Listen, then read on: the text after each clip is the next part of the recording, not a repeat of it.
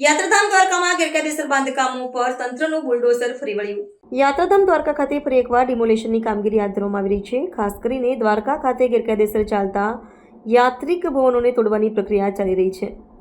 અગાઉ તંત્ર દ્વારા ગેરકાયદેસર બાંધકામ ધારકોને નોટિસ આપી સ્વૈચ્છિક દબાણ દૂર કરવા જણાવાયું હતું, પણ સ્વૈચ્છિક દબાણ દૂર ન થતાં આજે દ્વારકા એસડીએમ નગરપાલિકા દ્વારા પોલીસ અને પીજીવીસીએલની ટીમ સાથે રહી ગેરકાયદેસર બાંધકામો પર બુલડોઝર ચલાવી દબાણો દૂર કરાયા હતા, જેમાં કુલ 3 લોકેશન પર કુલ 6652 ચોરસ મીટર જગ્યા ખુલ્લી કરવામાં આવી, જેની બજાર કિંમત ₹18.3 કરોડ જેટલી થાય છે।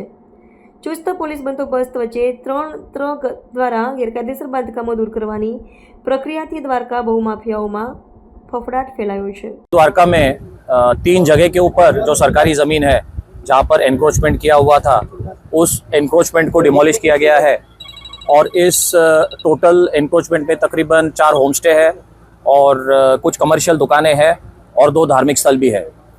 इन तीनों लोकेशन के डिमोलिशन अभी प्रोग्रेस में है और इनकी वैल्यू तकरीबन 18 करोड़ है और टोटल एरिया जो है तकरीबन 6500 स्क्वायर फीट्स का यहाँ पे आका गया है।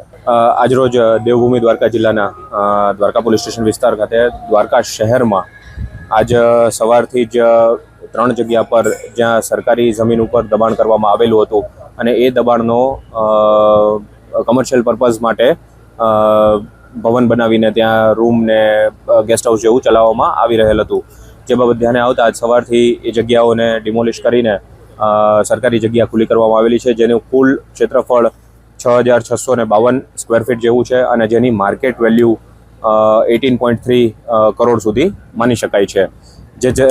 જે સરકારી જગ્યા આજરોજ ખુલ્લી કરવામાં આવેલ છે અને તેમજ સરકારને પરત જમા કરાવવામાં આવેલ છે।